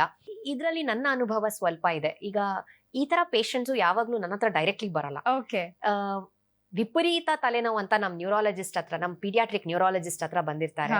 ಅಥವಾ ಬೆಳಗ್ಗೆ ಎದ್ ಕೂಡ್ಲೆ ಆಕ್ಷಿ ಅಥವಾ ಮೂಗ್ ಬ್ಲಾಕು, ಉಸಿರಾಡಕ್ ಆಗ್ತಿಲ್ಲ, ಅಥವಾ ತಿಂದ್ಬಿಟ್ಟು ಇಡೀ ವಾಂತಿ ಮಾಡ್ಬಿಡೋದು, ಈ ತರ ಬೇರೆ ಬೇರೆ ರೀತಿಯಲ್ಲಿ ಪ್ರೆಸೆಂಟ್ ಆಗ್ತಾರೆ. ಸೊ ಫಸ್ಟು ಆ ಡಾಕ್ಟರ್ಸ್ ಆ ಕಂಪ್ಲೇಂಟ್ ಅನ್ನ ತುಂಬಾ ಸೀರಿಯಸ್ ಆಗಿ ತಗೊಂಡು ಡೀಟೇಲ್ ಅಲ್ಲಿ ಇನ್ವೆಸ್ಟಿಗೇಟ್ ಎಲ್ಲ ಮಾಡ್ತಾರೆ, ಏನಪ್ಪಾ ಈ ಸಮಸ್ಯೆ ಅಂತ. ಯಾವ ರಿಪೋರ್ಟ್ ನೋಡಿದ್ರು ನಾರ್ಮಲ್ ಇರುತ್ತೆ. ಆಮೇಲೆ ಗೊತ್ತಾಗುತ್ತೆ ಇದು ಏನೋ ಸೈಕಲಾಜಿಕಲ್ ಪ್ರಾಬ್ಲಮ್.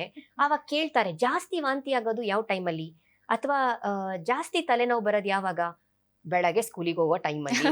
ಆಮೇಲೆ ಟೈಮ್ ಮೀರಿ ಹೋದ್ಮೇಲೆ, ಬಸ್ ಹೋಯ್ತು ಅಂತ ಗೊತ್ತಾದ್ಮೇಲೆ ಮತ್ತೆ ಕುಂದಾಡ್ತಾರೆ, ಆರಾಮಾಗಿರ್ತಾರೆ, ಏನು ಪ್ರಾಬ್ಲಮ್ ಇರಲ್ಲ. ಕರೆಕ್ಟ್. ಸೊ ಇದು ಒಂದ್ ರೀತಿ ಕಾಮನ್ ಆಗಿ ನಾವು ನೋಡಿರುವಂತ ಪ್ರಾಬ್ಲಮ್. ಬಟ್ ಇದು ಆಕ್ಚುಲಿ ಹಿಡನ್ ಸೈಕಲಾಜಿಕಲ್ ರೀಸನ್ಸು ನಮ್ಗೆ ಸಿಕ್ಕಿರೋದಿದೆ. ನಾನು ಹೇಳ್ದಂಗೆ ಉದಾಹರಣೆ, ನನ್ಗೆ ಅವ್ನು ತುಂಬಾ ಆಡ್ಕೊಂತಾನೆ, ನನ್ಗೆ ಬೇರೆ ಮಕ್ಳೆದ್ರೆಲ್ಲ ತುಂಬಾ ತಮಾಷೆ ಮಾಡ್ತಾನೆ ಅವನು, ನನಗೆ ಅದರಿಂದ ಹೋಗಕ್ ಆಗ್ತಿಲ್ಲ, ನನ್ಗೆ ಅವನನ್ನ ಫೇಸ್ ಮಾಡಕ್ ಆಗ್ತಿಲ್ಲ. ಅಥವಾ ಯಾವ್ದಾದ್ರು ಒಂದ್ ಟೀಚರ್ ಟಾರ್ಗೆಟ್ ಮಾಡ್ತಿದ್ದಾರೆ ನನ್ನನ್ನ, ನನಗೆ ಮ್ಯಾಥ್ಸ್ ಮಾಡಕ್ ಆಗ್ತಿಲ್ಲ, ಆದ್ರೆ ಆ ಟೀಚರು ನನ್ನ ಎದ್ರೆ ನಿಂತು ಬೇರೆ ಮಕ್ಳ ಎದ್ರು ನನ್ನನ್ನು ಇನ್ಸಲ್ಟ್ ಮಾಡ್ತಾರೆ ಅಂತ ಹೇಳಿರುವಂತದ್ದು. ಸೊ ಈ ತರ ನಾವು ಅವ್ರ ಹತ್ರ ಕುತ್ಕೊಂಡು ಏನ್ ಪುಟ ನಿನ್ ಪ್ರಾಬ್ಲಮ್ ಅಂತ ಕೇಳಿದಾಗ ಬೇರೆ ಬೇರೆ ಕಾರಣಗಳು ಸಿಕ್ಕಿರೋದಿದೆ. ನಾವು ಅದ್ರ ಬೇಸಿಸ್ ಮೇಲೆ ನಾವು ಮಗು ಜೊತೆ ಕೆಲಸ ಮಾಡಿರೋದಿದೆ. ಮಗು ಕೌನ್ಸಿಲಿಂಗ್ ಮಾಡ್ಬಿಟ್ಟು ಅವ್ರಿಗೆ ವಾಪಸ್ ಸ್ಕೂಲಿಗೆ ಹೋಗೋ ತರ, ಕಂಫರ್ಟೇಬಲ್ ಸ್ಕೂಲಿಗೆ ಹೋಗೋ ತರ ಕೆಲವೊಮ್ಮೆ ಪೇರೆಂಟ್ಸ್ ಅನ್ನು ಕಳಿಸ್ತೀವಿ ನಾವು. ಹೋಗ್ಬಿಟ್ಟು ಟೀಚರ್ಸ್ ಹತ್ರ ಇದ್ರ ಬಗ್ಗೆ ಮಾತಾಡ್ಕೊಂಡ್ ಬನ್ನಿ, ಮಗುಗೆ ವಾತಾವರಣವನ್ನ ಸ್ವಲ್ಪ ರಿಲ್ಯಾಕ್ಸ್ ಮಾಡಿ ಬನ್ನಿ ಅಂತ ಹೇಳಿ ಮತ್ತೆ ಮಕ್ಕಳನ್ನ ಪುನಃ ಸ್ಕೂಲ್ಗೆ, ಕೆಲವೊಮ್ಮೆ ಎಕ್ಸ್ಟ್ರೀಮ್ ಸಿಚುವೇಶನ್ಸ್ ಅಲ್ಲಿ ಸ್ಕೂಲ್ ಚೇಂಜ್ ಮಾಡಿಸಿರೋದು ಇದೆ. ಇದು ಪೇರೆಂಟ್ಸ್ಗೆ ಹೋಗಿ ಟೀಚರ್ಸ್ ಹತ್ರ ಮಾತಾಡದ್ಮೇಲೂ ಪ್ರಾಬ್ಲಮ್ ಸಾಲ್ವ್ ಆಗ್ತಿಲ್ಲ ಅಂತ ಹೇಳಿದಾಗ ಕೆಲವೊಮ್ಮೆ ಸ್ಕೂಲ್ ಚೇಂಜ್ ಮಾಡಿಸಿರೋದು ಇದೆ. ಸೊ ಈ ತರ ಡಿಫ್ರೆಂಟ್ ಟೈಪ್ಸ್ ನಾವ್ ಇದನ್ನ ನೋಡ್ತೀವಿ. ಕೆಲವೊಮ್ಮೆ ಅಕಾಡೆಮಿಕ್ ಸ್ಟ್ರೆಸ್, ಈ ಅಕಾಡೆಮಿಕ್ ಸ್ಟ್ರೆಸ್ ಅಂತ ನಾವೇನ್ ಹೇಳ್ತೀವಿ, ಅಕಾಡೆಮಿಕ್ ಸ್ಟ್ರೆಸ್ ಬಗ್ಗೆ ಮಾತಾಡೋದಿದೆ. ಒಂದು ಕಾಲರ್ ಇದಾರೆ, ತಗೊಂಡ್ಬಿಡೋಣ. ಶೋರ್. ಹಲೋ, ನಮಸ್ತೆ. ನಮ್ಮ ಹೆಸರು, ಎಲ್ಲಿಂದ ಕಾಲ್ ಮಾಡ್ತಿರೋದು? ನಮ್ ಪುಷ್ಪ ಅಂತ ಮೇಡಮ್. ನನ್ನ ಮಗಳು ಒಂದು ಮೇರಿ ಅಂತ. ಓಕೆ, ಡಾಕ್ಟರ್ ಇದ್ದಾರೆ, ಮಾತಾಡಿ. ನಿಮ್ಮ ಪ್ರಶ್ನೆ ಏನಿದೆ ಕೇಳಿ. ನನ್ನ ಮಗಳು ಚಿಕ್ಕ ವಯಸ್ಸಿಂದಾನು ತುಂಬಾ ಹಠ, ಮತ್ತೆ ಬೆಳೀತಾ ಬೆಳೀತಾ ಸರಿ ಹೋಗ್ತಾಳೆ ಅನ್ಕೊಂಡೆ. ಅದೇ ತರ ಬೆಳೀತಾ ಇದ್ದಾಳೆ, ಒಂದು ಸ್ವಲ್ಪನೂ ಡಿಫ್ರೆನ್ಸ್. 14 ವರ್ಷ ಆಯ್ತು. ಈಗ ಕೂಡ ಹಾಗೆ ತಿರುಗಿ ಬೀಳ್ತಾಳೆ, ಯಾರಾದ್ರೂ ಇದ್ ಮಾತಾಡಿದ್ರೆ. ತುಂಬಾ ಏನು ಆ ಏಜ್ಗೆ ಏನ್ ಇರ್ಬೇಕು ಅದಿಲ್ಲ ಮೇಡಮ್. ಓದೋ ಇಂಟ್ರೆಸ್ಟ್ ಇಲ್ಲ, ಏನಂತ ಗೊತ್ತಾಗ್ತಾ ಇಲ್ಲ. ಓಕೆ, ಸೊ ಈಗ ಯಾವ ವಿಷಯದಲ್ಲಿ ಹಠ ಜಾಸ್ತಿ? ಅವಳು ಅಂದ್ರೆ ಬೆಳಿಗ್ಗೆ ಎದ್ದು ಇವಾಗ ನಾಷ್ಟ ಮಾಡು ಅಂತೀವಿ, ಮಾಡಲ್ಲ. ಸ್ನಾನ ಮಾಡು ಅಂತೀವಿ, ಮಾಡಲ್ಲ. ಓದ್ಕೋ, ನಾನ್ ಮಾಡಲ್ಲ. ಓಕೆ, ಎಲ್ಲ ಈ ತರನೇ. ಒಂದು ಹೇಳೋ ಮತ್ ಕೇಳಲ್ಲ. ಸರಿ ಅಂದ್ಬಿಟ್ಟು ಹಾಸ್ಟೆಲ್ ಅಲ್ಲಿ ಬಿಟ್ಟಿದೀವಿ, ಅಲ್ಲೂ ಸ್ವಲ್ಪ ಕೇಳ್ತಾಳೆ. ಮನೆಗ್ ಬಂದ್ರೆ ಸೇಮ್ ಅದೇ ತರನೇ ಅವಳು. ಊಟ ಮಾಡು, ಇವಾಗ 14 ವರ್ಷಕ್ಕೆ ಊಟ ಮಾಡ್ಬೇಕು, ಊಟ ಮಾಡಲ್ಲ. ಓಕೆ, ಸೊ ಕೆಲವು ಒಂದ್ ಬಿಸ್ಕೆಟ್ ಹಾಲು ಕುಡಿತಾಳೆ ಅಷ್ಟೇ, ಸಂಜೆ ಗಂಟ ಅದರಲ್ಲೇ ಇರ್ತಾಳೆ. ಓಕೆ, ಸೊ ಜನರಲ್ ಆಗಿ ಫ್ಯೂ ಪಾಯಿಂಟ್ಸ್ ಹೇಳ್ತೀನಿ. ಬಟ್ ಡೆಫಿನೆಟ್ಲಿ ನೀವು ಹತ್ರ ಸಿಕ್ಕುವಂತ ಸೈಕ್ಯಾಟ್ರಿಸ್ಟ್ ಅನ್ನ ಭೇಟಿ ಆದ್ರೆ ನಿಮ್ಗೆ ಪರ್ಸನಲ್ ಹೆಲ್ಪ್ ಜಾಸ್ತಿ ಸಿಗುತ್ತೆ, ಪರ್ಸನಲೈಸ್ಡ್ ಅಡ್ವೈಸು. ಸೊ ಒಂದು, ಮಕ್ಕಳಿಗೆ ನಾನು ಹೇಳ್ದಂಗೆ ಯಾವ ಮಕ್ಕಳಿಗೂ ನೀವು ಹಿಂಗೆ ಮಾಡಿ ಅಂತ ಹೇಳಿದಷ್ಟು, ಸಣ್ಣವರಿದ್ದಾಗ್ಲಿಂದ ಹೇಳಿದಷ್ಟು ಅವ್ರು ಜಾಸ್ತಿ ಸ್ಟಬರ್ನ್ ಆಗ್ತಾ ಹೋಗ್ತಾರೆ. ಸೊ ಅದ್ರ ಬದಲು ಅವ್ರದ್ದೇನ್ ಪ್ರಾಬ್ಲಮು, ಅವ್ರು ಯಾಕೆ ಹಂಗ್ ಮಾಡ್ತಿದ್ದಾರೆ, ಅವ್ರು ಹಂಗ್ ಮಾಡ್ತಾ ಹೋಗೋದ್ರಿಂದ ಮುಂದೆ ಬರುವಂತ ಪ್ರಾಬ್ಲಮ್ಸು, ಇದನ್ನ ಸ್ವಲ್ಪ ಅರ್ಥ ಮಾಡಿಸೋ ತರ ಕೆಲವೊಮ್ಮೆ ಪೇರೆಂಟ್ಸ್ ಹೇಳಿದ್ರೆ ಇಷ್ಟ ಆಗಲ್ಲ. ಬಟ್ ಚೈಲ್ಡ್ ಕೌನ್ಸಿಲರ್ಸ್ ಹತ್ರ ಕರ್ಕೊಂಡು ಹೋದ್ರೆ ಆ ತರ ಮಕ್ಳಿಗೆ ನಾವು ಸಹಾಯ ಮಾಡಕ್ಕಾಗತ್ತೆ. ಸೊ ನೀವು ಎಲ್ಲಿದ್ದೀರಾ ಅದ್ರ ಪ್ರಕಾರವಾಗಿ, ನೀವೇನಾದ್ರೂ ಬೆಂಗಳೂರಲ್ಲೇ ಇದ್ರೆ ನಮ್ಮನ್ನು ಬಂದು ಭೇಟಿ ಆಗ್ಬೋದು. ನಾವು ನಿಮ್ಮ ಮಗಳ ಹತ್ರನೂ ಮಾತಾಡ್ಬೇಕು. ಈಗ ನೀವು ನಿಮ್ point of view, parent difficulty point of view ಇಂದ ಹೇಳ್ತಾ ಇದ್ದೀರಿ. ಬಟ್ ಮಗುದೇನ್ ಸಮಸ್ಯೆ, ಅವ್ರಿಗೆ ಏನ್ ನಿರೀಕ್ಷೆಗಳಿದೆ, ಅವ್ರಿಗೇನು ಅವರ ಎಕ್ಸ್ಪೆಕ್ಟೇಷನ್ಸ್ ಮೀಟ್ ಆಗ್ತಿಲ್ಲ, ಯಾಕೆ ಇಮೋಷನಲಿ ಡಿಸ್ಟರ್ಬ್ಡ್ ಇದ್ದಾರೆ, ಅದನ್ನ ನಾವು ಸ್ವಲ್ಪ ಅರ್ಥ ಮಾಡ್ಕೊಂಡ್ರೆ, ಈಗ ಮಕ್ಳಿಗೆ, ಈ ತರ ಮಕ್ಳಿಗೆ ನಾವು ಹಾಸ್ಟೆಲ್ಗೆ ಹಾಕಿದ್ರೆ ಅವ್ರಿಗೆ ಅದೊಂದು ಪನಿಷ್ಮೆಂಟ್ ತರ ಕಂಡಾಗ ಅವ್ರು ಇನ್ನೂ ಅಲ್ಲೂ ನೆಗೆಟಿವ್ ಆಗಿ ಬಿಹೇವ್ ಮಾಡ್ತಾರೆ. ಸೊ ಅದಕ್ಕೆ ಸೊಲ್ಯೂಷನ್ ಆಗಲ್ಲ. ಸೊ ಅದ್ರ ಬದಲು ನಿಮ್ಮ ಮಗಳ ಹತ್ರ ನಾವು ಒಂದ್ಸಲ ಮಾತಾಡಿದ್ರೆ ಅದ್ರ ಬಗ್ಗೆ ನಾವು ಸ್ವಲ್ಪ ಇನ್ನೂ ಅವ್ರಿಗೆ ಹೆಲ್ಪ್ ಮಾಡಕ್ ಆಗತ್ತೆ. ನಾನು ಹೇಳ್ದಂಗೆ ರಿವಾರ್ಡ್ ಸಿಸ್ಟಮ್, ನೀವು ಪ್ರೋಗ್ರಾಮ್ ಕೇಳ್ತಾ ಇದ್ರೆ ನಾನು ಅದ್ರ ಬಗ್ಗೆ ಹೇಳಿದ್ದೆ. ಮಕ್ಳಿಗೆ ನಾವು ಪನಿಷ್ಮೆಂಟ್ ಕೊಡೋ ಬದಲು, ನೀನ್ ಇದನ್ನ ಮಾಡಿದ್ರೆ ನಿನ್ಗೆ ಇಷ್ಟ ಆಗಿದ್ದೇನಾದ್ರೂ ಮಾಡ್ಕೊಡ್ತೀನಿ ನಾನು ಅಡಿಗೆ ರಾತ್ರಿ, ಅಥವಾ ಅವ್ರಿಗೆ ಇಷ್ಟ ಆಗುವಂಥದ್ದೇ ನೀನ್ ತಿನ್ನು ಪರವಾಗಿಲ್ಲ. ನೀವು ತುಂಬಾ ಸ್ಟ್ರಿಕ್ಟ್ ಆದಷ್ಟು ಅವ್ರು ಇನ್ನೂ ಉಲ್ಟಾ ದಾರಿ ಹಿಡಿತಾರೆ. ಸೊ ಅವ್ರನ್ನ ಅರ್ಥ ಮಾಡ್ಕೊಂಡು ಅವ್ರದ್ದೇನ್ ಡಿಫಿಕಲ್ಟೀಸ್ ಇದೆ ಅದ್ರ ಕಡೆಗೆ ನಾವು ಗಮನ ಕೊಟ್ರೆ ಸ್ವಲ್ಪ ಅವರು ನಮ್ಮ ದಾರಿಗೆ ಬರಬಹುದು. ಸೊ ಆ ತರ ನೀವು ಪ್ರಯತ್ನ ಮಾಡ್ಬೋದು. ಬಟ್ ಡೆಫಿನೆಟ್ಲಿ ನಿಮ್ ಮಗಳಿಗೆ ಹೆಲ್ಪ್ ಬೇಕು. So child and adolescent counsellor ಅನ್ನ, ಸೈಕ್ಯಾಟ್ರಿಸ್ಟ್ ಅನ್ನ ಮೀಟ್ ಆದ್ರೆ ಅವ್ರು ನಿಮ್ಗೆ ಡೆಫಿನೆಟ್ಲಿ ಸಹಾಯ ಮಾಡ್ತಾರೆ. ಮ್ಯಾಮ್ ನೀವು ಹೇಳಿದ್ರೆ ಈಗ ರಿವಾರ್ಡ್ ಸಿಸ್ಟಮ್ ಅನ್ನುವಂಥದ್ದು, ಸೊ ಈಗಿನ ಕಾಲದಲ್ಲಿ ಮಕ್ಳಿಗೆ ರಿವಾರ್ಡ್ ಸಿಸ್ಟಮ್ ಅಂತ ಹೇಳ್ಬಿಟ್ರೆ ಅವ್ರು ಗಲಾಟೆ ಮಾಡಿ ಅದ್ ರಿವಾರ್ಡ್ ಬೇಕೇ ಬೇಕು, ನೀವೇನ್ ಹೇಳಿದ್ರು ಅದು ಕೊಡಿಸ್ಲೇಬೇಕು ಅನ್ನುವಂಥದ್ದು ಬ್ಲಾಕ್ ಮೇಲಿಂಗ್ ಸ್ಟಾರ್ಟ್ ಮಾಡ್ಬಿಡ್ತಾರೆ. ಯಾಕಂದ್ರೆ ಅವರಿಗೆ ಎಕ್ಸ್ಪೋಜರ್ ಅಷ್ಟಿದೆ, ಗೊತ್ತಾಗುತ್ತೆ ಕೊಡಿಸ್ತಾರೆ ಅಂತ ಹೇಳಿ. ಸೊ ಆ ರೀತಿಯಾದ ಮಕ್ಕಳನ್ನ ಯಾವ ರೀತಿಯಾಗಿ ಹ್ಯಾಂಡಲ್ ಮಾಡ್ಬೇಕು? ಆ ತರ ಮಕ್ಳಿಗೆ ಪ್ರಾಬಬ್ಲಿ ನಾವು ರಿವಾರ್ಡ್ ಸಿಸ್ಟಮಿಗೆ ಹೋಗೋದೇ ಸ್ವಲ್ಪ ಕಷ್ಟ. ಬಟ್ ನಾನ್ ಇದಕ್ಕೂ ಕೆಲವು ಪೇರೆಂಟ್ಸ್ಗೆ ಹೇಳ್ಕೊಟ್ಟಿರೋ ಕೆಲವು ಮೆಥಡ್ಸ್ ಇದೆ. ಯಾವ ಆಕ್ಟಿವಿಟಿಗೆ ಎಷ್ಟು ರಿವಾರ್ಡ್ ಅಂತ ನಾವು ಮಾನಿಟೈಸ್ ಮಾಡ್ತೀವಿ. ಅಂದ್ರೆ ನೀನ್ ಇವತ್ತು ಹೋಮ್ವರ್ಕ್ ಮಾಡಿದ್ರೆ +10 added to your pocket. So they have to earn each activity ಮಾಡಿದಾಗ ಅವರು at the end of the day ಅವ್ರಿಗೆ ಇಷ್ಟು ಸ್ಟಾರ್ಸ್ ಸಿಕ್ಕಿದ್ರೆ ಅವ್ರಿಗೆ ಇಷ್ಟು ದುಡ್ಡು. ಅವ್ರಿಗೆ ಐಪ್ಯಾಡ್ ಬೇಕಾ, ಅವರು ಆ ಅಮೌಂಟ್ ರೀಚ್ ಆಗುವ ತನಕ ಡೈಲಿ ಕನ್ಸಿಸ್ಟೆಂಟ್ ಆಗಿ ಅವ್ರು ಅದಕ್ಕೆ ವರ್ಕ್ ಮಾಡ್ಬೇಕು.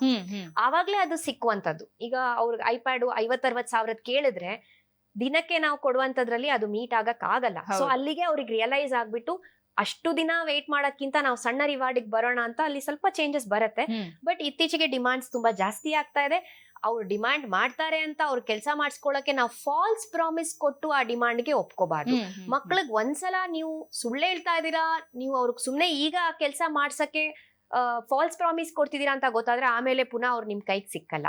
ಸೊ ನೀವು ಓಪನ್ ಆಗಿ ಮಾತಾಡಿ, ನಿಮ್ಗೆ ಏನ್ ಎಕ್ಸ್ಪೆಕ್ಟೇಷನ್ಸ್ ನಿಮಗ್ ಓಕೆ ಇದೆ ಅದಕ್ಕೆ ಮಾತ್ರ ಒಪ್ಕೊಳ್ಳಿ. ಫಾಲ್ಸ್ ಡಿಮಾಂಡ್ಸ್ಗೆ ಮೊದ್ಲಿಂದಾನೇ ಎನ್ಕರೇಜ್ ಮಾಡಕ್ಕೆ ಹೋಗ್ಬೇಡಿ. That is a better way out. Okay ma'am, ಈಗ ಮಕ್ಳಿಗೆ ಕೇಳಿದ್ರೆ ಎಜುಕೇಶನ್ ಅಂತ ಹೇಳಿದ್ರೆ ಅವ್ರು ಖಂಡಿತ ಒಪ್ಕೊಳ್ಳೋದಿಲ್ಲ. ಬಟ್ ನಮ್ಮ ಪಾಯಿಂಟ್ ಆಫ್ ವ್ಯೂ ಅಲ್ಲಿ ಎಜುಕೇಶನ್ ಅನ್ನುವಂಥದ್ದು ಆಗಿನ ಕಾಲದಲ್ಲಿರ್ಬೋದು ಅಥವಾ ಈಗಿನ ಕಾಲದಲ್ಲಿ ಪ್ರೆಸೆಂಟ್ ಜನರೇಷನ್ ಅಲ್ಲೇ ಇರ್ಬೋದು, ಮಕ್ಕಳಿಗೆ ಒಂದು ರೀತಿಯಾದ ವರನ ಇಲ್ಲ ಶಾಪನ? ಐ ಥಿಂಕ್ ಸ್ಕೂಲ್ ತುಂಬಾ ಇಂಪಾರ್ಟೆಂಟ್. ಯಾಕಂದ್ರೆ ಸ್ಕೂಲಲ್ಲಿ ವಿದ್ಯಾಭ್ಯಾಸ ಮಾತ್ರ ಅಲ್ಲ, ತುಂಬಾ ಕಲಿವಿಕೆ ಆಗುತ್ತೆ. ಬೇರೆ ಮಕ್ಳ ಜೊತೆಗೆ ಹೇಗೆ ಇರೋದು, ಎಸ್ಪೆಷಲಿ ಒಬ್ಬೊಬ್ರೆ ಮನೆಯಲ್ಲಿ ಒಂದೊಂದೇ ಮಗು ಇರುವಂತ ಮನೆಗಳಲ್ಲಿ ಬೇರೆ ಮಕ್ಳ ಜೊತೆಗೆ ಇಂಟ್ರಾಕ್ಷನ್ ಗೊತ್ತಿರಲ್ಲ. ಸ್ಕೂಲ್ ಇದ್ರೆ ಮಾತ್ರ ಮಕ್ಳು ಹೇಳೋದು, ಸ್ನಾನ ಮಾಡೋದು, ತಿಂಡಿ ತಿನ್ನೋದು. ಇಲ್ಲಾಂದ್ರೆ ರಜೆ ಇದ್ದಿದ್ದ ದಿವಸ ನೋಡಿ ಇದ್ ಯಾವ್ದು ಟೈಮಿಗೆ ಆಗಲ್ಲ. ಸೊ ಒಂದು ಡಿಸಿಪ್ಲಿನ್ ಇರ್ಬೇಕು, ಒಂದು ರೂಟೀನ್ ಇರ್ಬೇಕು ಮಗುಗೂ. ಅಂದ್ರೆ ಅದಕ್ಕೆ ಸ್ಕೂಲ್ ತುಂಬಾ ಮುಖ್ಯ. ಹಬ್ಬಗಳು, ಆಮೇಲೆ ಸ್ಕೂಲ್ ಇಂಪಾರ್ಟೆಂಟ್ ಡೇಸ್ಗಳು like school day preparation, sports day preparation, ಈ ತರ ಬೇರೆ ಬೇರೆ ರೀತಿ ಕಲಿವಿಕೆನೂ ತುಂಬಾ ಇರುತ್ತೆ. ಈ ಕೆಲವು ಸ್ಕೂಲ್ಸ್ ಇದಾವೆ ಬರೀ ಅಕಾಡೆಮಿಕ್ಸ್ ಅಂತ ಬರೀ ಅದ್ರ ಬಗ್ಗೆನೆ ಫೋಕಸ್ ಮಾಡ್ತಾರೆ. ಬಟ್ ಲಾಟ್ ಆಫ್ ಸ್ಕೂಲ್ಸ್ ಮಗುದು ಓವರ್ ಆಲ್ ಬೆಳವಣಿಗೆ ಬಗ್ಗೆನೂ ತುಂಬಾ ಗಮನ ಕೊಡ್ತಾರೆ. ಅಂತ ಸ್ಕೂಲ್ಗಳಲ್ಲಿ ಕಲ್ಸಿದ್ರೆ ಮಕ್ಕಳಿಗೆ ತುಂಬಾ ಕಲೀಲಿಕ್ಕೆ ತುಂಬಾ ವಿಷಯಗಳಿದೆ ಅಂಡ್ ಅದು ತುಂಬಾ ಮುಖ್ಯ. ಸೊ ಯಾವ ತಾಯಿನು ನಾನ್ ಮಗು ಜೊತೆಗೆ ಪೂರ್ತಿ ದಿನ ಕುತ್ಕೊಂತೀನಿ ಅಂದ್ರೂ ಸ್ಕೂಲಲ್ಲಿ ನಡೆಯುವಂತ ಎಲ್ಲದನ್ನು ಮನೇಲೂ ಹೇಳ್ಕೊಡಕ್ ಆಗಲ್ಲ. ಅಂಡ್ ಆ ಮಗುಗ ಡಿಸಿಪ್ಲಿನ್ ಇರಲ್ಲ. ಆಗ ಅಮ್ಮ ಮಗು ಮಧ್ಯೆ ಬರೀ ಜಗಳ ಆಗ್ತಾನೆ ಇರುತ್ತೆ. ನೀನ್ ಅದ್ ಮಾಡಿಲ್ಲ, ನೀನ್ ಇದ್ ಮಾಡಿಲ್ಲ, ನಿನ್ ಟೈಮಿಗೆ ಹೇಳ್ತಾ ಇಲ್ಲ. ಸ್ಕೂಲ್ ಇದ್ರೆ ಎಲ್ಲಾದು ಒಂದ್ ಶಿಸ್ತಲ್ಲಿ ನಡೆಯುತ್ತೆ. ಬಟ್ ತುಂಬಾ ಲಾಂಗ್ ಅವರ್ಸ್ ಆಫ್ ಸ್ಕೂಲು ಅಥವಾ ಅಕಾಡೆಮಿಕಲಿ ಇಷ್ಟೇ ಬರ್ಬೇಕು, ಇಷ್ಟ ಬರ್ಲಿಲ್ಲ ಅಂದ್ರೆ ಟೀಚರ್ಸ್ ತುಂಬಾ ಒಂಥರ ಬೈಯೋದು, ಮಕ್ಳಿಗೆ ಪನಿಷ್ಮೆಂಟ್ ಕೊಡೋದು ಅಂತ ಸ್ಕೂಲು ಒಳ್ಳೇದಲ್ಲ.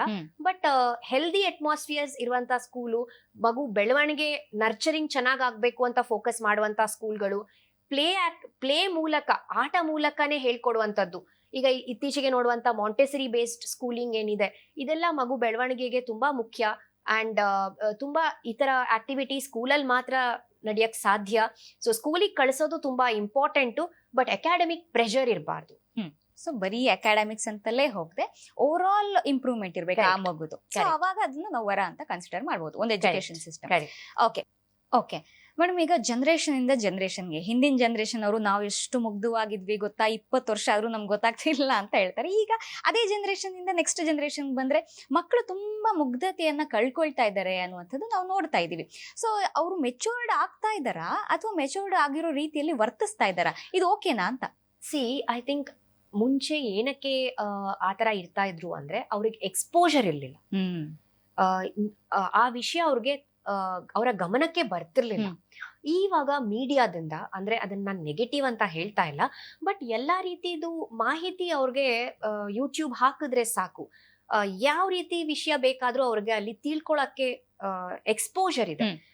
ಇಂಟರ್ನೆಟ್ ಮತ್ತೆ availability of lot of videos ಇಂದ ಅವ್ರ ಮಕ್ಳಿಗೆ ಏನಾಗುತ್ತೆ ಅಂದ್ರೆ ಯಾವ್ದು ನೋಡ್ಬೇಕು ಯಾವ್ದು ನೋಡ್ಬಾರ್ದು ಗೊತ್ತಾಗಲ್ಲ. ಎಲ್ಲದನ್ನು ನೋಡ್ಬಿಡ್ತಾರೆ. ಅದ್ರಲ್ಲಿ ಒಳ್ಳೇದು ಇರುತ್ತೆ, ಕೆಟ್ಟದು ಇರುತ್ತೆ.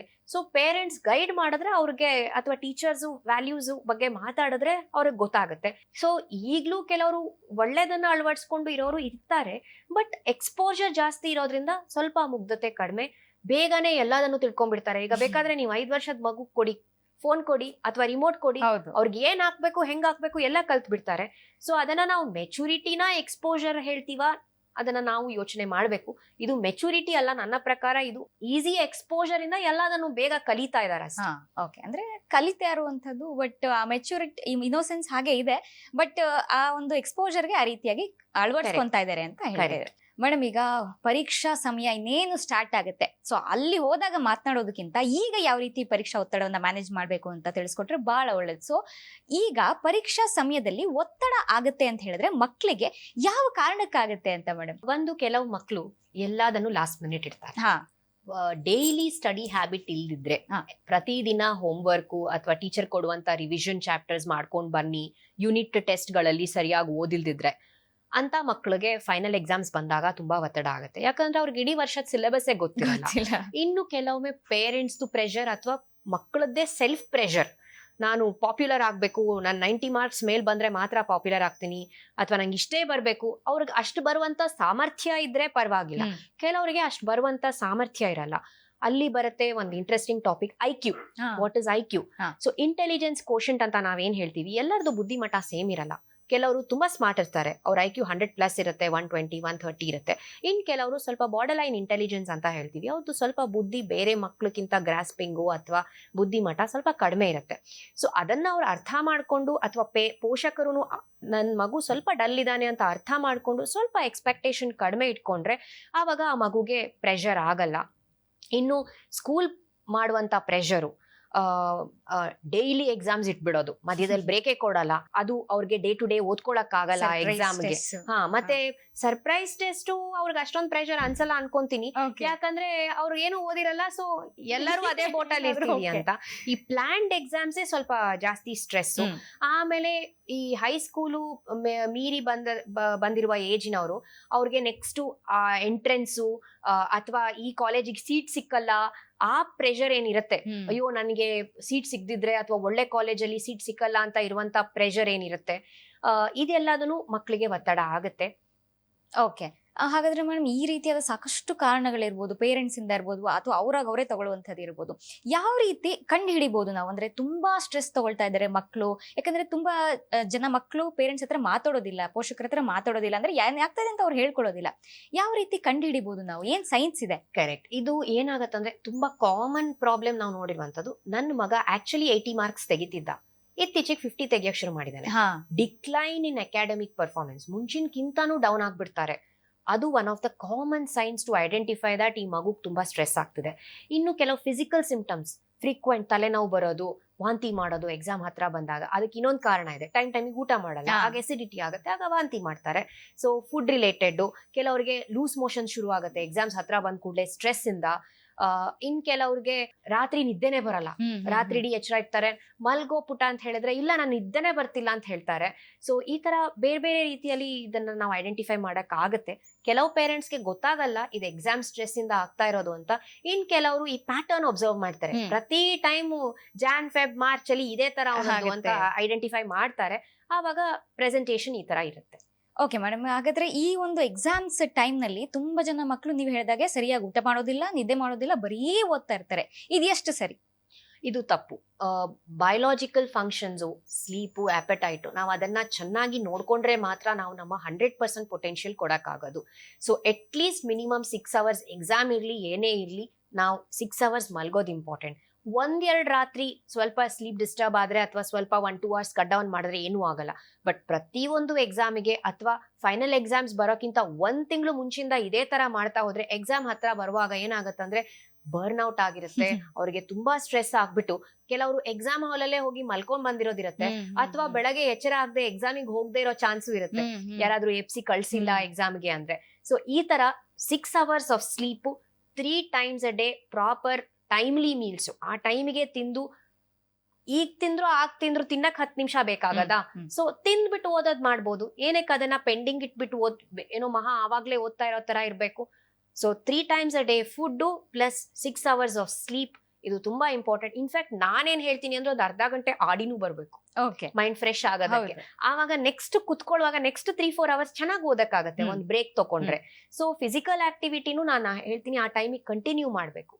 ಓಕೆ ಮೇಡಮ್, ಈಗ ಬ್ರೇಕ್ ತಗೊಂಡ್ರೆ ಅಂತ ಹೇಳಿದ್ರೆ ಎಕ್ಸಾಮ್ ಟೈಮ್ ಬಗ್ಗೆ ನಾವು ಮಾತಾಡ್ತಿರೋದ್ರಿಂದ ಆ ಟೈಮಲ್ಲಿ ಬ್ರೇಕ್ ಅಂತ ಹೇಳಿದ್ರೆ ಅಂದ್ರೆ ಈ ಗ್ಯಾಜೆಟ್ಸ್ ಯೂಸ್ ಮಾಡುವಂತದ್ದ ಅಥವಾ ಅವ್ರು ಹಾಗೆ ಮಾಡ್ತಾರೆ ಅಥವಾ ಟಿವಿ ನೋಡುವಂತದ್ದ, ಇಲ್ಲ, ಯಾವ ರೀತಿಯಾಗಿ ಬ್ರೇಕ್ ತಗೊಳ್ಬೇಕು? ಬ್ರೇಕ್ ಆಕ್ಚುಲಿ ಏನಿರ್ಬೇಕು ಅಂದ್ರೆ ಒಂದ್ ಸ್ವಲ್ಪ ಗಾಡಿಗೆ ಹೋಗಿ ಬರೋದು, ಒಂದು ಔಟ್ಸೈಡ್ ಹೋಗಿ ಬರೋದು, ಒಂದು ಆಟ ಆಡಿ ಬರೋದು, ಈ ತರ ಇರ್ಬೇಕು.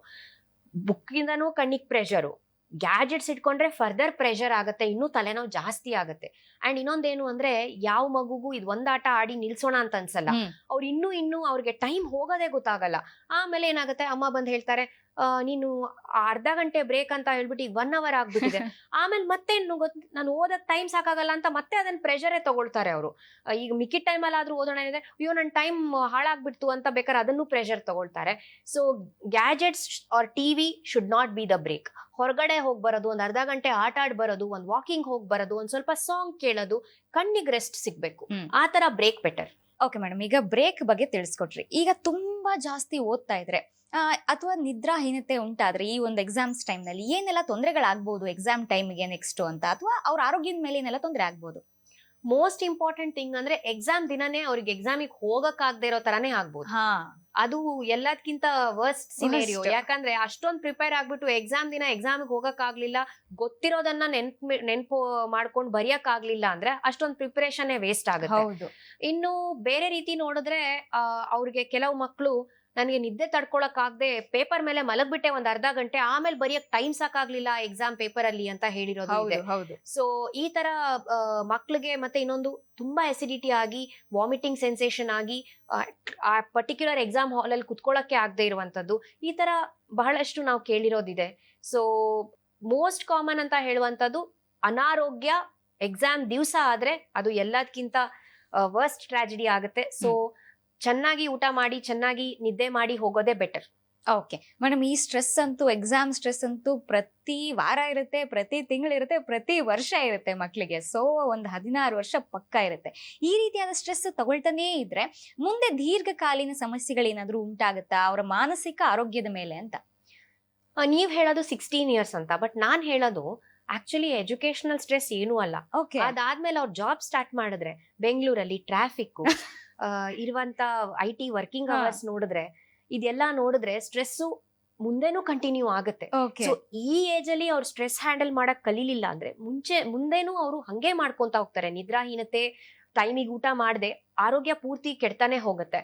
ಸೊ ಸಣ್ಣ ವಯಸ್ಸಿಂದಾನೇ ಟೈಮ್ ಮ್ಯಾನೇಜ್ಮೆಂಟು, ಒಂದು ಆರ್ಗನೈಸ್ಡ್ ಡೈಲಿ ರೂಟೀನು, ಫಿಸಿಕಲ್ ಆಕ್ಟಿವಿಟಿಗೆ ಮತ್ತೆ ಎಂಟರ್ಟೈನ್ಮೆಂಟ್ಗೆ, ಹಾಬೀಸ್ಗೆ ಯಾರು ಗಮನ ಕೊಡ್ತಾ ಹೋಗ್ತಾರೆ, ಮುಂದೇನು ಅವ್ರ ಕೆಲಸ ಮಾಡೋ ಟೈಮಲ್ಲೂ ಅದೇ ತರ ಲೈಫ್ ಸ್ಟೈಲ್ ಅನ್ನ ಕಂಟಿನ್ಯೂ ಮಾಡ್ಕೊಂತ ಹೋಗ್ತಾರೆ.